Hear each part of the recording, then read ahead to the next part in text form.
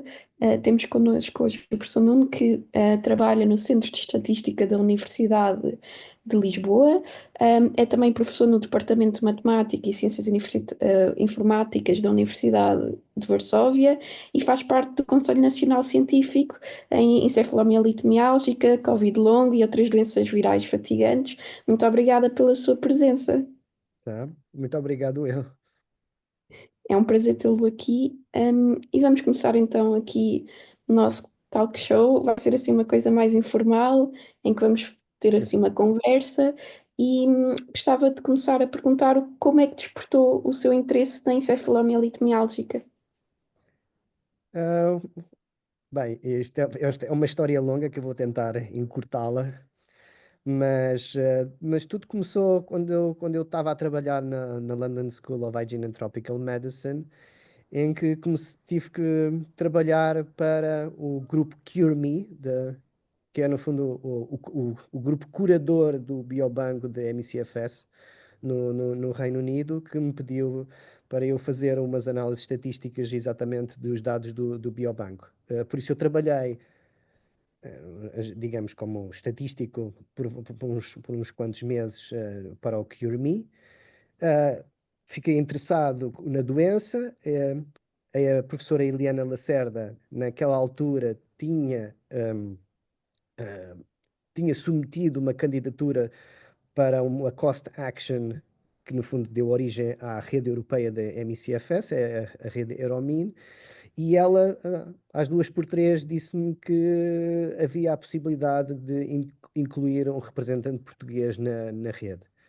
Eu comecei a ir às reuniões da rede, conheci muita gente, comecei a inteirar-me pela doença, mas o interesse numa das reuniões, são aqueles pequenos acasos da vida, que quando estava-me a dirigir para a reunião de Bucareste, eu tinha recebido uma revista de Nature em que falava sobre as células T reguladoras, são células do sistema imunitário muito particulares, que no fundo estão relacionadas com a autoimunidade e células T reguladoras e o papel da disfunção mitocondrial.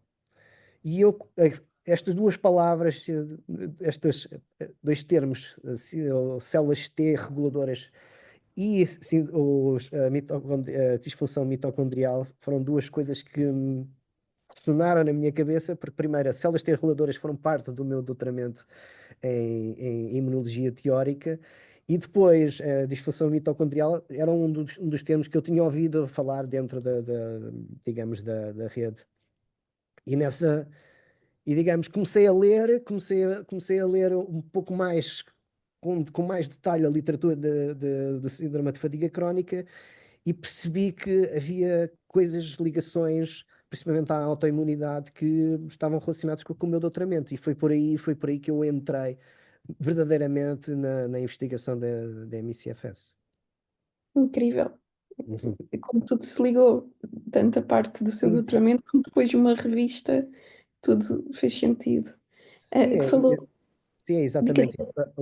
A questão aqui é exatamente que a gente tem que fazer conexões, e mais ainda nesta doença, fazer conexões de coisas que parecem estar desconectadas. E exatamente, uma das coisas que digamos, me chamou a atenção em relação à MCFS é que havia um género de contrassenso diziam que havia uma autoimunidade, uma componente autoimune da doença, mas quando ia-se ver, por exemplo, a proporção de células T reguladoras, elas estavam aumentadas, ou seja, exatamente aquilo que não era expectável. E por isso o que eu fui fazer foi tentar, com os modelos matemáticos que tinha desenvolvido no doutoramento, tentar ver por que razão é que isso poderia acontecer. Ou seja, uma coisa que não parece que não tinha nada a ver uma coisa com a outra, começou-se a ligar. E foi por aí, foi por essa parte mais de investigação, de tentar conectar pontos que à partida não estavam conectados. incrível. Já começou aqui a falar um bocadinho da Euromin. Se pudesse desenvolver um bocadinho, quais são os recursos disponíveis que a Euromin tem, um bocadinho sobre o Está bem. Instituto Pioneiro. Sim. Eu não tive digamos, na submissão desta cost action desde o início. O Euromin, e isso é bom enfatizar isto, o Euromin era uma cost action, ou seja, não é era uma rede europeia que recebeu financiamento da União, digamos, da União Europeia para fazer determinado tipo de tarefas, nomeadamente em termos de epidemiologia, em termos de diagnóstico, em termos de guias de tratamento, em termos de melhorar o reconhecimento da doença. Isto eram os objetivos digamos, da Cost Action, que depois, infelizmente, a Cost Action teve financiamento, acabou o financiamento e a rede, por um bocado de tristeza minha, a rede deixou de existir. Ou seja, o que se manteve foram só as colaborações que, no fundo, foram estabelecidas durante a rede. A rede em si, em particular, era constituída por vários work packages, ou pacotes de trabalho, em que havia uma componente, um grupo de epidemiologia, que no fundo eu sou mais virado para a área da matemática, foi o grupo em que me inseri e inseri-me já quando digamos, o Euromin já estava a decorrer, ou seja, entrei como um país que não estava representado, como Portugal, e depois tinha outros grupos, um exatamente de biomarcador, guias de tratamento e diagnóstico, impacto socioeconómico, treino e, e a última acho que era a ligação a pacientes. Ou seja, cada uma destas work packages no fundo, estava a tentar, no caso da epidemiologia, tinha o objetivo de criar ou fazer uma revisão sistemática de toda a evidência em relação à incidência e prevalência da síndrome de fadiga crónica a nível europeu. No caso da biomarcadora, era exatamente, o grupo de biomarcadores era tentar fazer uma revisão também bibliográfica de todos os biomarcadores que existiam, que tinham sido publicados nos últimos anos a nível europeu também. O parte de diagnóstico e de tratamento era, no fundo, tentar arranjar ou fazer uma documentação que standardizasse a parte do diagnóstico e a parte de tratamento, e que isso foi conseguido. Outra foi a parte do impacto social, Health Economics, em que no fundo tinha o objetivo, tinha que tentava relacionar, digamos, o conhecimento dos médicos e aquilo que, no fundo, o impacto que existia na sociedade. No fundo, eu estava a ligar estas duas coisas. Esse grupo fez um estudo de amostragem para perceber se havia o reconhecimento da parte dos médicos da doença, fez, uh, fez, uma, fez recomendações em termos de diagnóstico e fez algumas estimativas em relação ao custo económico da doença. E, por fim, o treino, um work package relacionado com treino e missões científicas, foi mais para, no fundo, organizar colaborações entre os vários membros. No fundo, havia visitas pontuais de membros a outros membros, tentando desenvolver competências e fortalecer colaborações, principalmente isso. E foi numa dessas visitas, por exemplo, que eu conheci o Francisco Westermeier, da Universidade de Graz, e com quem eu colaboro muito e continuo a colaborar, mesmo que a rede europeia não tenha continuado. E os pacientes têm acesso aos recursos disponíveis que foram investigados através da Euroman? Sim, eu não explorei isso na pergunta anterior, mas um, também havia o objetivo exatamente de criar, dentro dessas documentações todas, criar, primeiro, documentação científica, que era, no fundo, a primeira coisa era tentar publicar todas as nossas atividades em artigos científicos, mas também depois usar esse material como base para criar um relatório, digamos, em que pudesse ser distribuído a nível europeu para todas as associações de pacientes, e também foi pedido a cada país representado no Euromin que criasse pequenos folhetos, folhetinhos relacionados com a doença que pudessem depois, no fundo, estar disponíveis online e que as pessoas pudessem usar como meio de, disease awareness. Né? Então as pessoas têm acesso, procurarem na internet, acesso a esses folhetos. Sim, sim. Embora a rede esteja desativada, o website continua a estar ativo e todo o material que eu falei está disponível lá, desde das publicações, desde o relatório e dos folhetins, em várias línguas. Boa, E perfeito. eu fiz a tradução, o folhetim foi normalmente feito em inglês, em primeiro lugar, e depois foram pedidos para fazerem as traduções, para cada país representado. Boa. E agora falando aqui um bocadinho do futuro da investigação, das políticas públicas em Portugal, como é que acha que estamos nesta área? O que é que falta evoluir? Em termos de investigação, isto é uma coisa, um problema. Eu acho que todas as doenças queixam-se que não têm financiamento, não é? E eu acho que, em particular, a encefalomielite mialgica e a síndrome de fadiga crónica têm um problema, eu não vou dizer crónico, mas que é um caso quase uma redundância, eh, mas há um problema primeiro, de reconhecimento e, e mesmo de crença de que esta doença existe. Por isso, no meu caso em particular, por exemplo, em Portugal, eu e um estudante candidatámos para digamos, para uma bolsa de doutoramento e não sentimos nenhuma discriminação. A gente escreveu um projeto mais virado para a parte orgânica da doença e sentimos que os avaliadores não tiveram nenhuma discriminação em relação a isso. Mas noutros países não é assim tão fácil. Por isso o financiamento não é assim tão fácil de adquirir, porque os próprios financiadores ou dão prioridade a outras doenças, ou então não acreditam que aquilo é uma doença e por isso põem assim de lado.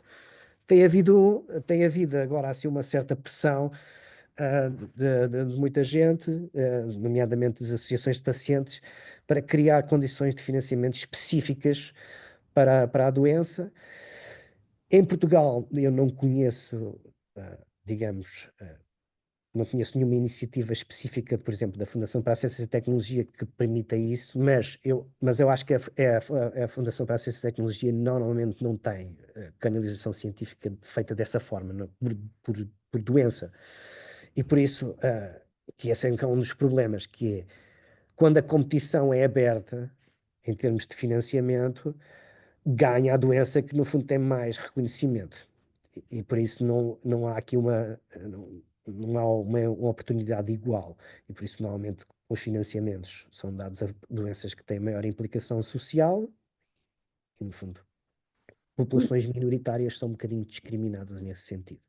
E não acha que a pandemia de Covid-19 e a crescente epidemia de long Covid veio ajudar um bocadinho nessa área de investigação, veio trazer um bocadinho mais à luz encefalomielite miálgica no mundo? Sim, claro, claro. Uma das coisas que é saliente na Covid longa é que alguns pacientes, no fundo satisfazem os critérios de consenso de diagnóstico da encefalomielite miálgica, síndrome de fadiga crónica.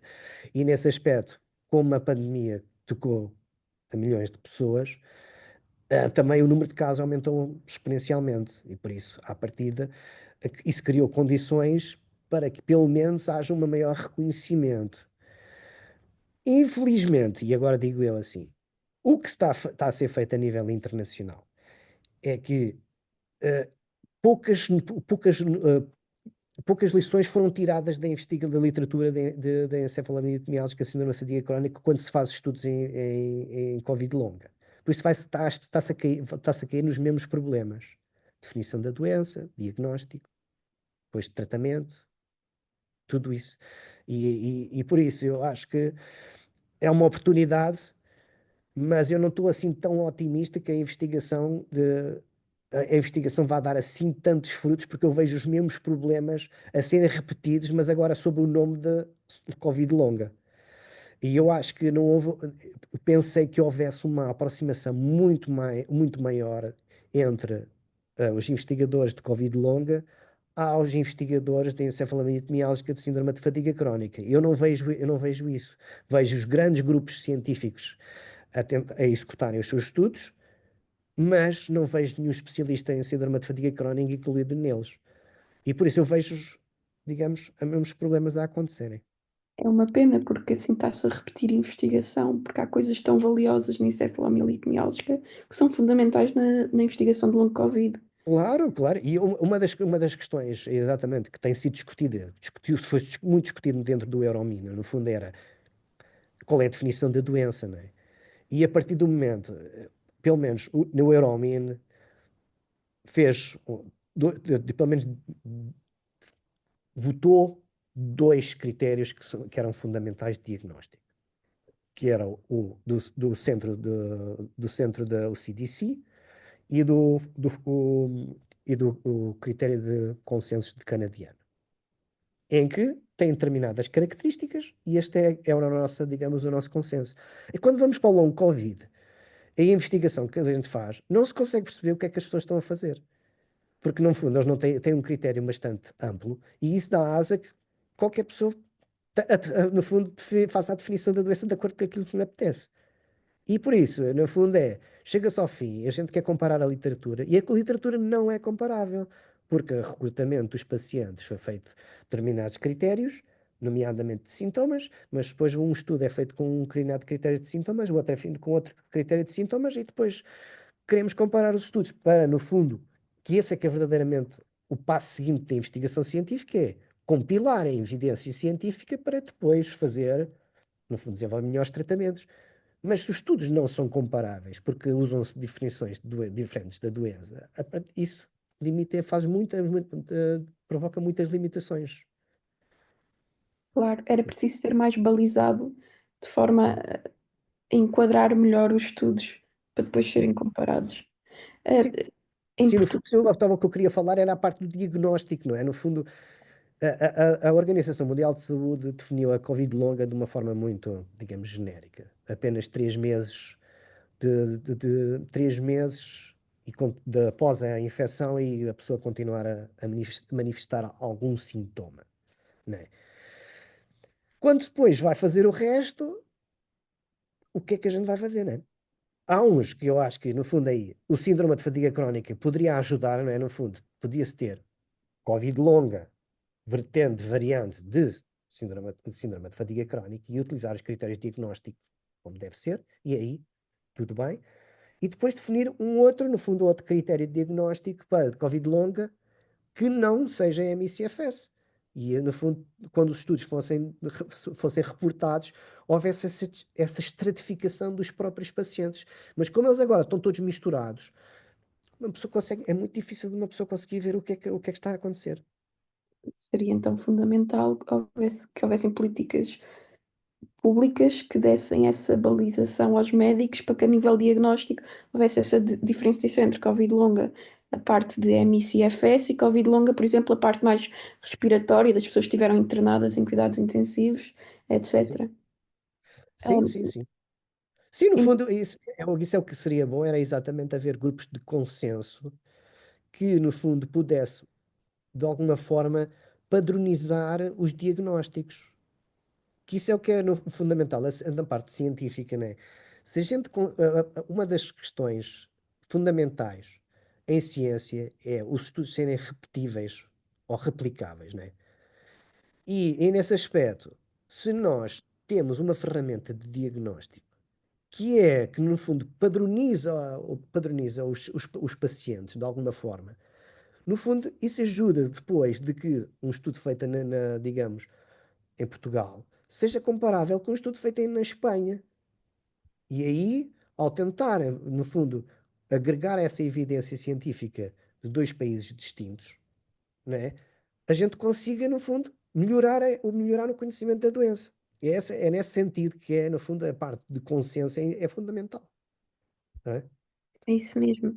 E é muito interessante pensar naquilo que disse sobre a diferença que há, a separação que há entre a parte do Covid e da encefalomielite miálgica, porque os doentes também sentem isso, e é por isso que na nossa primeira conferência tentámos abordar as duas doenças com nexos de causalidade, explorar exemplos e tentar aqui fomentar um bocadinho a colaboração e a aprendizagem porque só assim é que acho que ambas as doenças se vão desenvolver a nível de conhecimento. Acho que foi incrível a primeira conferência para isso. Sim, sim, sim, sim, sim, mas é exatamente, as pessoas não podem, não se podemos, é que nós não podemos confundir Covid longa com síndrome de fadiga crónica ou vice-versa, não é? O que é um facto é que o síndrome de fadiga crónica é desencadeado, em maior parte dos casos, por infecções, e por isso é natural, para quem conhecia a literatura de síndrome de fadiga crónica, que a pandemia de Covid-19 iria provocar um aumento do número de casos de síndrome de fadiga crónica. Mas a gente tem que ver que, no fundo, síndrome de fadiga crónica tem aquela definição, pelo menos consensual. Agora, temos que ver o que é. Dentro destes, o que é que a gente pode fazer? Dentro dos outros que são restantes, o que é que a gente pode fazer, não é? E por isso, as pessoas atualmente, por exemplo, os artigos do. Houve um artigo publicado no JAMA que andou a seguir um cohort chamado Recover. Eles utilizaram, estão a tentar arranjar clusters, mas um dos clusters que eles encontraram dos pacientes é tipicamente MCFS, de síndrome de fadiga crónica. E por isso parece que eles encontraram alguma coisa, digamos, nova, mas quando não é, tem as mesmas características de sintomas. E é nesse aspecto que, no fundo, temos que a parte da Covid-19, da Covid longa e do síndrome de fadiga crónica, no fundo, elas agora podem estar de mãos dadas, não, de mãos dadas, mas também temos que saber o que é comum e o que é diferente, não é? Sim, porque só assim é que os doentes vão beneficiar da investigação. Claro. Ah, Exato. nós já falámos aqui um bocadinho a nível de investigação e passando um bocadinho para a parte das políticas públicas. O que é que está a ser feito em Portugal e o que é que acha que podemos fazer para melhorar as políticas públicas a nível de apoios para doentes, etc. Sim.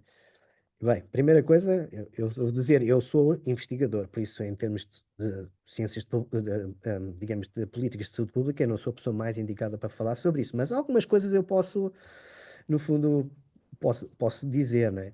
Há aqui primeiro uma questão que eu acho que, em termos oficiais, que digamos, há uma diferença de classificação da doença em Portugal do que é aquilo que é feito internacionalmente. Em síndrome de fadiga crónica, encefalite miálgica está dentro das doenças reumáticas. Tanto que tal está descrito no Plano Nacional de Luta contra Doenças Reumáticas. Mas quando vamos à classificação, digamos, da Organização Mundial de Saúde, ela é classificada como uma doença neurológica. E isto tem implicações, porque, principalmente em termos de diagnóstico, porque se vê a síndrome de fadiga crónica como, digamos, uma doença reumática, quem vai fazer digamos, um diagnóstico vai ser um reumatologista. Se nós, digamos, definirmos a doença em termos neurológicos, vai ser um neurologista. E por isso, isto cria, no fundo, em termos de saúde pública, não é? Criam inconsistências. E depois, para além disso, há uma coisa que falta a termos de oficiais, não é? Que é, não há, digamos uma guia de diagnóstico e tratamento dentro do Sistema Nacional de Saúde. Ou seja, está classificada, a classificação existe, mas depois, em termos de diagnóstico e de tratamento, não há guias, não existem guias digamos, de apoio. Sim, não existem as guidelines que em todas as doenças há uma guideline que os médicos seguem os vários passos. Neste caso, os médicos Exato. depois, cada um faz uma coisa. Sim. Efetivamente, não é política, não é? Isto não tem nada a ver não tem a ver com política, mas em termos de o Euromin publicou, digamos, um artigo, digamos, eu não vou dizer normativo, mas é um artigo de divulgação de práticas recomendáveis de diagnóstico e de tratamento. O que nós estamos a tentar fazer é que, no fundo, puxar um pouco digamos, as políticas nacionais para usarem esse documento como uma forma de atuar na doença. Essa era a ideia essencial, tentar criar algum documento que pudesse ser usado como uma ferramenta de política de saúde pública, embora a gente não tivesse puxado para isso, por isso dentro do Euromin. Mas a ideia era que os decisores políticos, tendo essa informação, pudessem ser eles a pegarem naquilo. Por isso, o que eu digo para Portugal é que só falta, no fundo, fazer esse passo, que é fazer uma, digamos, uma homogeneização em termos de classificação de doença. Não sei se era em termos de doenças reumáticas ou se fazemos doenças neurológicas consistentes digamos, com a Organização Mundial de Saúde.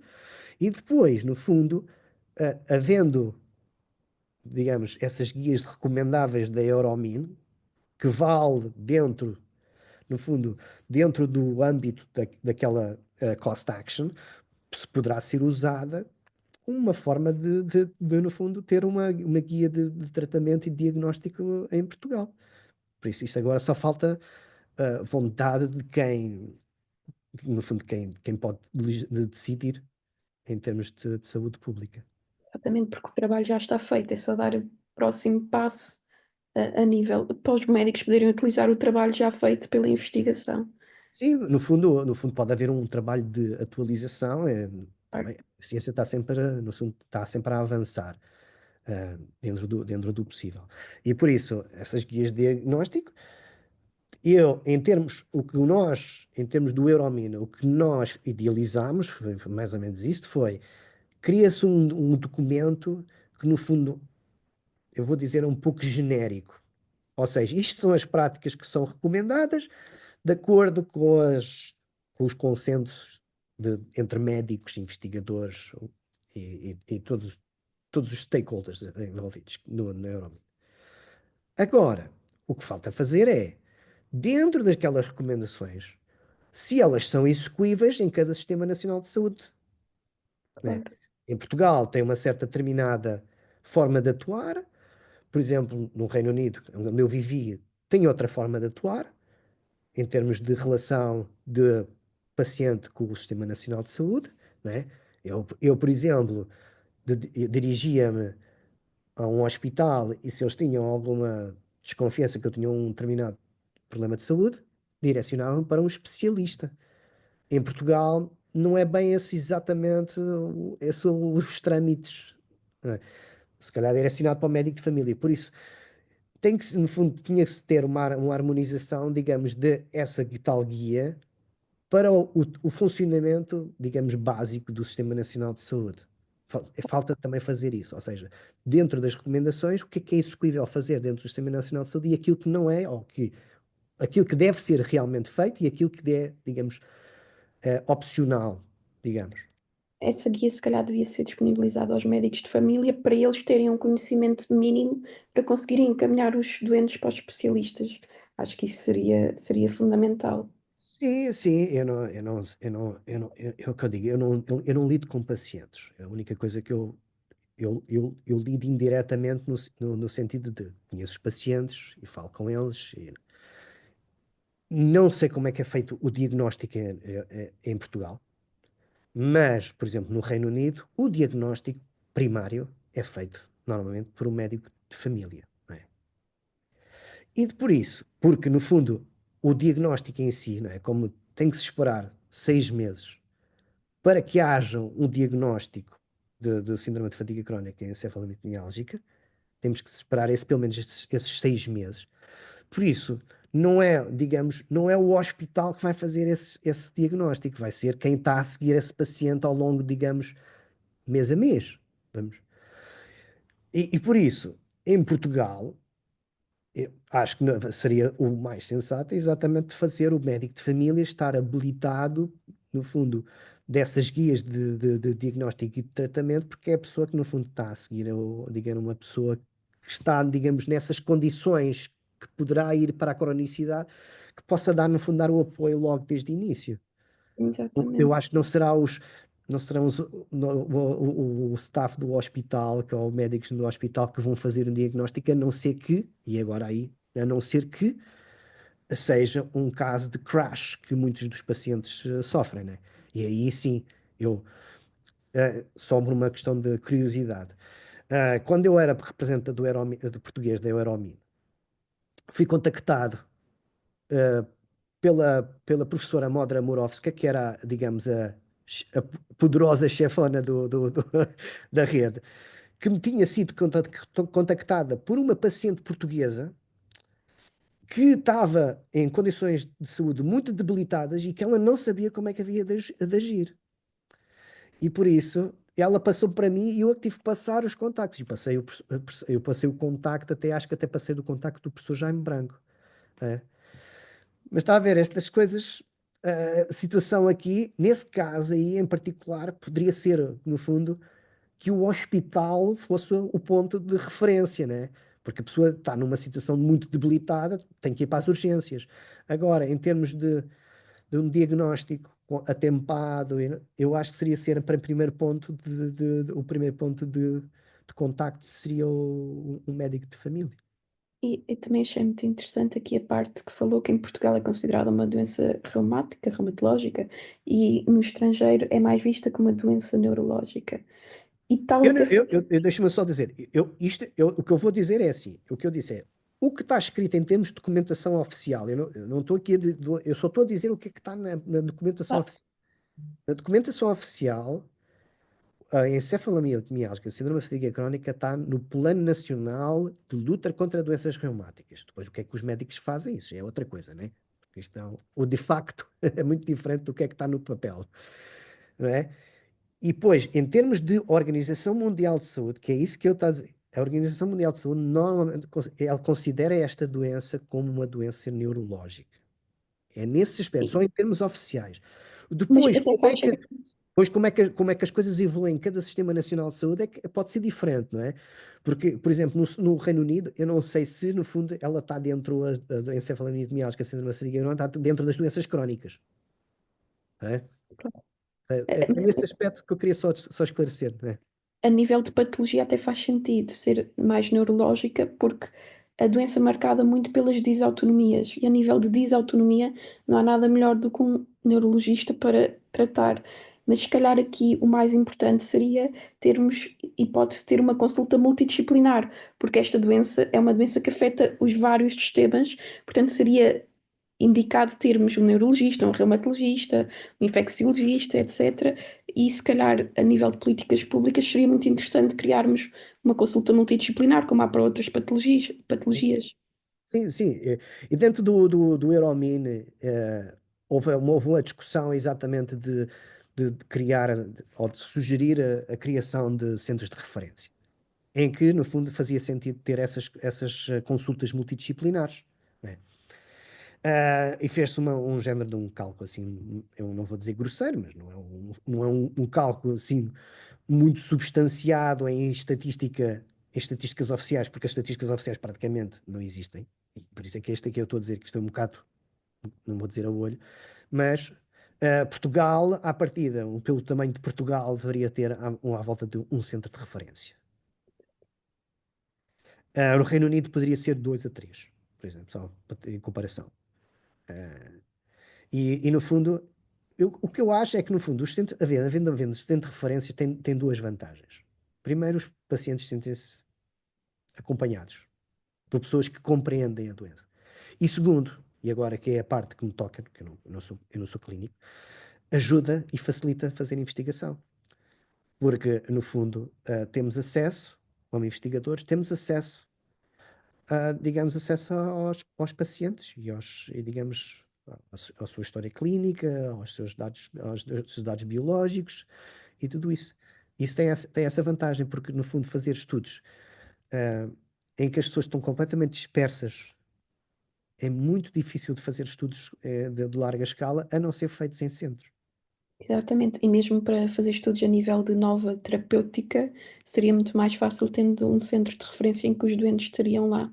E para além disso, iria evitar muito o misdiagnosis. As pessoas, neste caso, iria haver um maior acompanhamento, para além de acompanhamento, um diagnóstico mais célere e mais certeiro. Acho que seria incrível. Sim, sim, sim, sim, porque no fundo, havendo um centro de referência, espera-se que, no fundo, o centro de referência utilize as recomendações oficiais, né? Exatamente.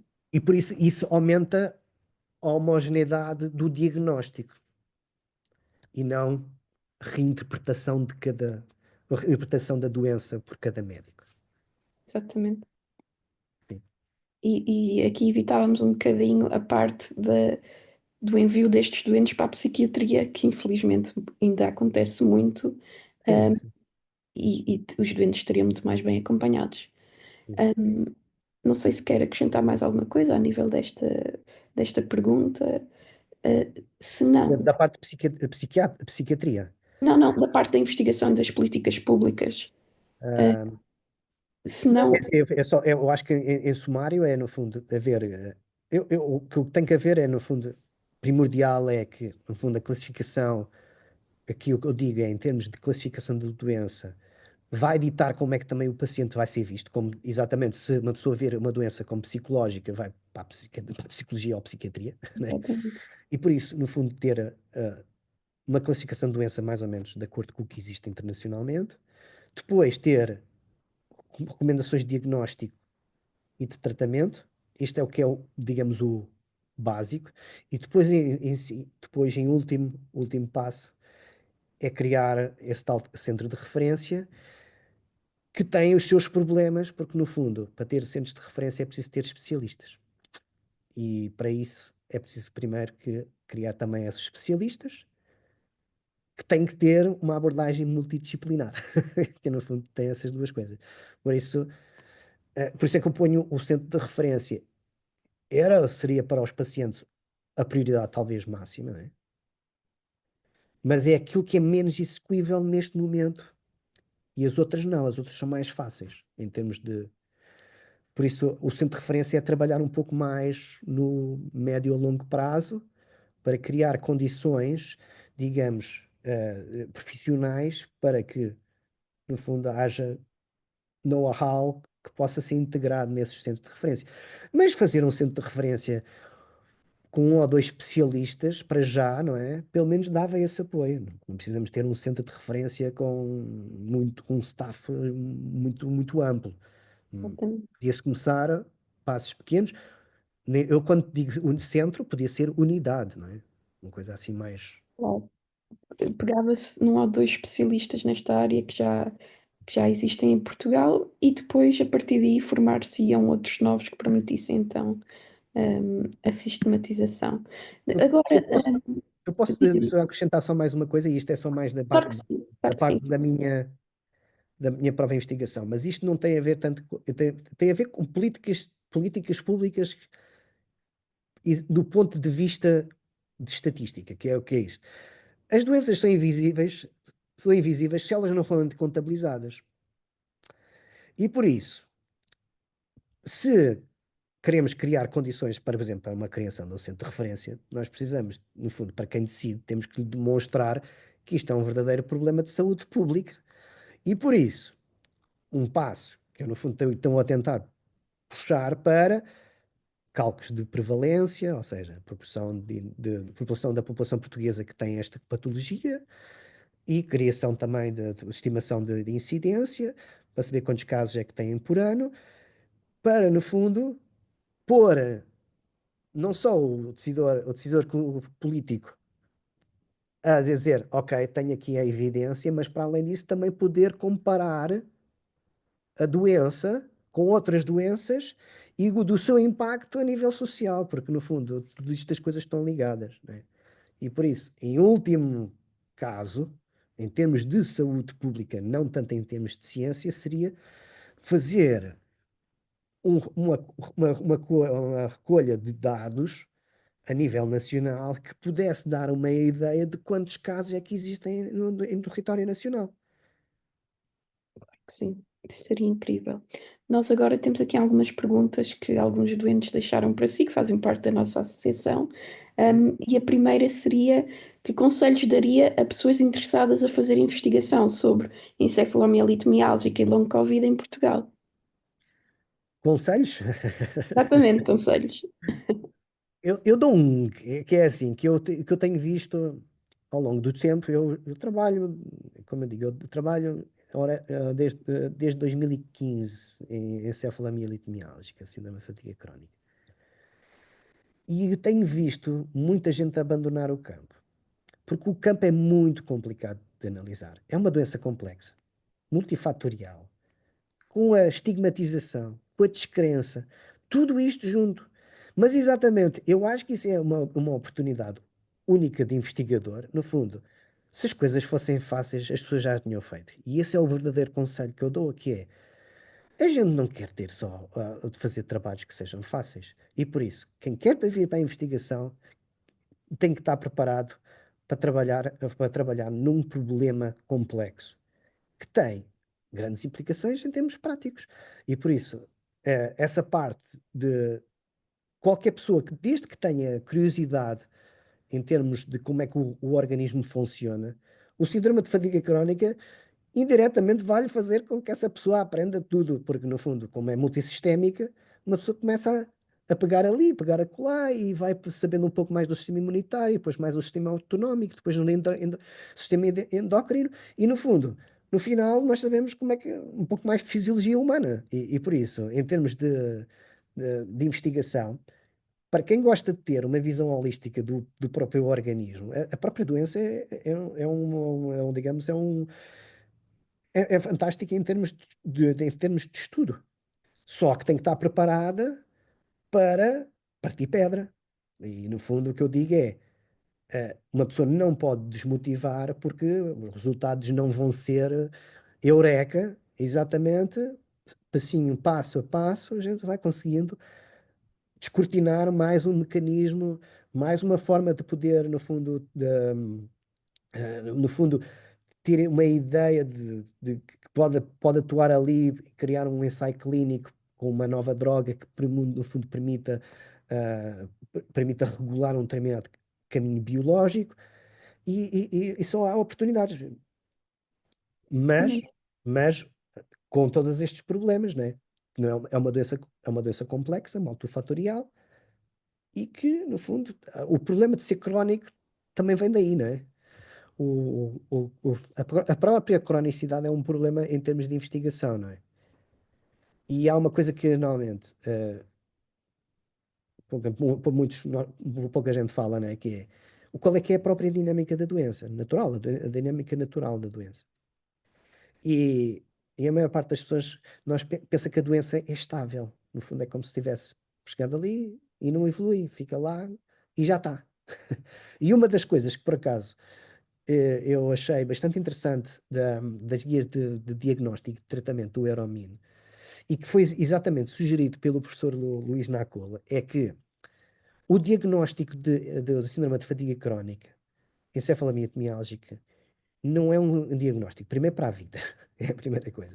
E segundo, deve ser reavaliado ao longo do tempo para ver se, no fundo, as pessoas, como o organismo vai reagindo, pode ser que ele vá-se parar a um outro, digamos, a uma patologia mais conhecida, em que seja mais fácil de atuar. E por isso, na parte de diagnóstico, há uma recomendação também de que o primeiro diagnóstico é de encefalite miálgica, mas depois que deve ser feito uma, um rediagnóstico de acordo com a própria dinâmica da doença. E isso também, a parte da investigação é exatamente saber lidar com essa cronicidade que pode ser volátil e pode, no fundo dirigir-se para um outro diagnóstico, que não seja esse, o Claro. inicial. Que esta doença tem a parte dos crashes, tem parte de melhoria e a pessoa pode passar de severo a grave e tudo isso tem que ir sendo controlado. E, Faz todo o sim, no sentido. fundo, no fundo há uma coisa que eu poucas vezes falo, digamos, nos meus artigos, mas é que, no fundo, síndrome de fadiga crónica, cefalomialgia, no fundo, cria condições para muitos fatores de risco para outras doenças, não é? Imobilidade, principalmente, não é? Exatamente. E essa parte, no fundo, leva para um outro diagnóstico. É, e é nessa parte que eu acho que eu acho que também leva à parte da descrença da doença, porque no fundo é dizer assim, a gente tem um diagnóstico de síndrome de fatiga crónica, mas reavaliámos passado uns 6 meses. E afinal tem esclerose múltipla. Mas foi por consequência disso, não é? Pela parte inicial, não é? Pode ser que a própria definição da própria doença, não é? No fundo seja mistura de muitas doenças, mas em baixo grau. E por isso, eu acho que em parte do diagnóstico, a parte do diagnóstico é fundamental, porque no fundo, a parte do mal-estar pós-esforço é aquilo que é realmente específico da síndrome de fadiga crónica. Não há nada mais específico. A fadiga não é específica. Mas o PAM, o Post-Exertional Malaise, é uma característica específica. E a maior parte dos pacientes é isso que reporta, que é esse ioiô de energia, não é? Tem um ioiô que num dia está bem, passado um dia está mal, e esta parte passa a ser, passa a ser específica. Mas, ao mesmo tempo, não é? Como a imobilidade pode levar a outros problemas vão estar a jusante, não é? Claro. Sim. E aqui a nossa comunidade tem aqui mais uma pergunta. Sim. Como é que os doentes podem apoiar os investigadores neste tema? O que é que podem fazer para ajudar? Os pacientes têm feito muito, eu digo muito, eu digo muito. E há uma coisa que que eu vou dizer, eu agora vamos falar, pergunto, essa é uma pergunta para pacientes portugueses ou é para pacientes no geral? Pode dizer primeiro no geral e depois em Portugal. Assim temos as duas vertentes. Pronto. Porque vamos fazer assim, em termos gerais, e agora vou falar até de coisas que estou a fazer atualmente, que é, eu estou a avaliar, neste momento estou a avaliar um projeto de investigação, eu estou a dizer, avaliar um projeto, quer dizer que estou a avaliar o financiamento, Ok, do projeto, num projeto holandês. E uma das coisas que eles fazem, que digamos que a agência financiadora holandesa requer, é que os projetos de investigação tenham uma componente muito próxima dos pacientes. Ou seja, o próprio paciente deve sentir que a investigação que está a ser feita está de acordo com aquilo que é, mais ou menos, vou dizer, expectativas. Não é apenas as expectativas do investigador, é as expectativas até da própria comunidade. E por isso, os pacientes podem ajudar no sentido de estarem preparados para participar ativamente num projeto de investigação científica, não como dador de dados, mas como pensador de projetos. Ok? Claro, obviamente, em termos gerais, os pacientes poderão, no fundo, registar-se em plataformas ou biobancos e fornecerem os seus próprios dados, digamos, dados biológicos principalmente. Né? E existe já vários biobancos, nomeadamente no Reino Unido, na Holanda, nos Estados Unidos, pelo menos que eu me lembro, há esses três. E que depois, no fundo, os pacientes, se permitir, que ao doarem as suas amostras, permitem aos investigadores têm acesso ao material biológico para o qual podem fazer a sua investigação. Por isso, isto é o comentário geral. Em Portugal, o que é que os pacientes podem fazer para a investigação? Eu acho que nesta fase o que é mais importante não é tanto a investigação. Eu acho que os pacientes, neste momento, o mais importante de tudo é primeiro saberem quantos é que são e quem é que são. Porque, no fundo, ter uma associação ou estarem agregados em associações é muito mais fácil, no fundo, depois os investigadores não vão contactar em paciente a paciente, contactam estes grupos de contacto, não é? No fundo. E esses grupos de contacto é que depois fazem, digamos, a divulgação dentro da sua comunidade. E por isso, eu achava que em Portugal a primeira coisa é pacientes que acham que têm síndrome de fadiga crónica ou que tenham um diagnóstico de síndrome de fadiga crónica e que não tenha sido feito em Portugal, se juntem e criem uma associação, exatamente como esta Aliança Millions Missing. Esse é um passo fundamental. Porque depois, pessoas como eu, não é? Tendo o conhecimento de uma associação, diga assim, eu quero fazer quero fazer um estudo um estudo nos pacientes portugueses. Contacte a Aliança Millions Missing, que depois divulgar a informação e depois permite fazer isso. Depois, em termos dos pacientes, o que é que os pacientes podem, não para a investigação, mas podem fazer para a própria, no fundo, é fazerem o que vocês, no fundo, na Aliança Milênios Messiânicos estão a fazer, que é a criar condições para que a doença tenha maior reconhecimento a nível da sociedade, entrando em contacto com a ordem dos médicos, criando exatamente estes talk shows, que fazendo a organização de conferências, tudo quase em regime de voluntariado, não é? E isso também, no fundo, todas estas atividades que são um bocadinho paralelas, ajudam sempre a investigação de alguma forma. Porque, no fundo, se houver um maior reconhecimento da doença, eh, o próprio financiamento passa a ser mais fácil de ser adquirido, não é? Porque os investigadores querem fazer querem fazer um projeto em encefalomiomia. Mas depois, se ninguém sabe o que é e ninguém o reconhece, os investigadores, os próprios, é o que eu digo, as agências financiadoras, se calhar estão um bocadinho relutantes de dar esse dinheiro, não é? E por isso, no fundo, se houver associações ativas de reconhecimento, ajuda, ajuda toda a gente. São coisas sistémicas e por isso eu acho que os pacientes em Portugal estão a dar os primeiros passos para, no fundo, criarem aquela condições para a visão mais geral que eu já dei, que no fundo já existem em vários países, como no Reino Unido, na Holanda, na Alemanha, em que os pacientes estão organizados em associações e que depois são muito mais fáceis, no fundo, de serem contactados pelos próprios investigadores para recrutamento para projetos, para a avaliação de tratamentos, e até da condução da própria investigação.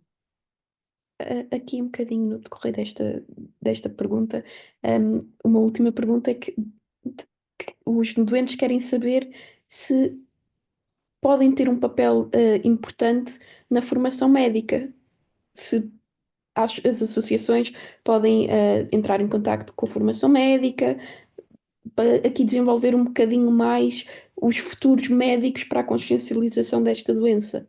O que é que têm a dizer sobre isto? Sim, sim, eu acho que no fundo, todas a- eu agora vou dizer, não é específico da encefalomialgia, mas todas as associações que trabalhem por uma causa, né, como essa, tá a trabalhar para a causa comum de melhorar as condições de saúde para todos nós, né? E por isso, eh, a própria Aliança Millions Missing se organizar estes talk shows que depois podem ser usados como treino dos próprios médicos, é isso, cria condições para que haja melhor cuidados de saúde, que é isso que é fundamental, é fundamental. Por Exato, isso, e ajuda também aqui na área da investigação. sim. Não sei se quer acrescentar mais alguma coisa. Da nossa parte, as perguntas dos nossos doentes já acabaram. Sim. Não, eu valorizo muito o vosso trabalho e tenho tido sempre muito carinho por todas estas atividades que vocês têm feito, porque no fundo, nunca se sabe o dia dado amanhã, não é? Um dia somos uns, outros dias são outros, e por isso nós temos de estar a ajudar-nos uns aos outros. E no fundo, o que eu quero dizer é que a investigação é para nos ajudar a todos. E eu uma vez escrevi um texto, até para o público, e disse que, ah, no fundo, investir em ciência é investir em nós próprios. E no fundo, o que vocês estão a fazer é investir, digamos, primeiro na vossa condição, não é aquilo, mas isto tem implicações a longo prazo, não é? E por isso eu faço a mesma coisa, que é, ao investirem, ao investirem o vosso tempo em ações como esta, em última análise beneficia toda a gente. E por isso eu dou todo o meu carinho e o meu obrigado pelas atividades que vocês têm feito e desejo-te tudo de melhor e tudo aquilo que eu puder ajudar. Dá. Muito obrigada. E agora é a nossa vez de agradecer. Em primeiro lugar, queríamos agradecer muito a sua presença neste talk show, a disponibilidade que tem sempre para connosco, a Aliança Millennium Meeting, e acima de tudo o apoio que nos dá e está sempre disponível para entrar em todas as nossas iniciativas, que é incrível. E por último, agradecer muito a investigação que faz pelos doentes com encefalomielite miálgica. Muito obrigada. Tá? Obrigado, eu.